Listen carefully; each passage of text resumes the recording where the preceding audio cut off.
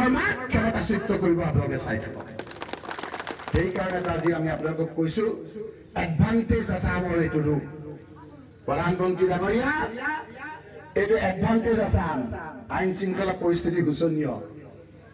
আইন শৃংখলা পৰিস্থিতি শোচনীয় বাদ দিয়ক ৰকিবুল হুছেইন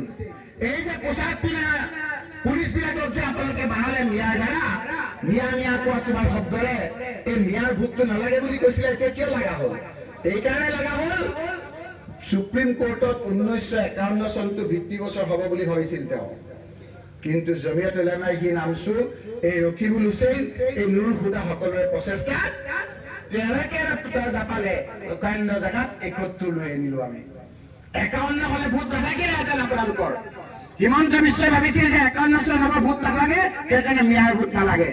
যেতিয়া 71 হৈ গ'ল তেতিয়া দেখিছে একদম দিয়াত আহি ডকাইত চুগীতাক লগত লৈ আপোনাৰ তেওঁলোকে আজি হস্তগত প্ৰমাণ কৰি মিয়াৰ ভোট লগা হৈছে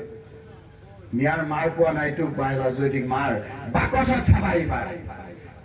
ইলেকশ্যনৰ বাকচত চাবা হাঁহে আমাৰ মানুহখিনি ওলাই আহক সকলো অসমৰ মানুহ ওলাই আহক হিমন্ত বিশ্ব শৰ্মাৰ অত্যাচাৰৰ প্ৰতিশোধ আমি লোৱাৰ সময় হৈছে এইটো এডভান্টেজ আছামৰ ৰূপ আইন শৃংখলা